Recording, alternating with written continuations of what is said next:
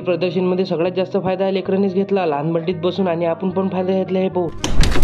बरं, सगळ्यात पहिले आपण शेतकऱ्याच्या हिताचं पाहिलं. याच्यात होतं ठिबक सिंचन आणि सुचार सिंचन. मग नंतर आपलं हे पाहिलं रॅली. याच्यात सांगितलं होतं की सगळ्यांच्या हिताचं करा आणि शेतकऱ्यांच्या हिताचं करा. मग नंतर आपण पाहिलं अवजारे तिला आणि जोडकामाला, हे सगळे अवजारेच होते याच्यात सगळ्यात जास्त बियाणीसाठी पेरणी होती. आणि नंतर पाहिली कांद्याची एक मशीन. याच्यामध्ये कांदे कधीच सडत नव्हते. नंतर गावरानी कोंबडा पाहिला. पाहायला तर खूप होतं, पण आपण जे कामाचं होतं ते पाहिलं. नंतर आपल्याला भूक लागली, खायची इकडे गेलो. तसं आपल्याला आपला फॅन भेटला. तो म्हणे दादा म्हणे एक फोटो घ्या म्हणे माझ्यासोबत. मी म्हटलं ठीक आहे बा, तुझी इच्छा पुरी करून देतो.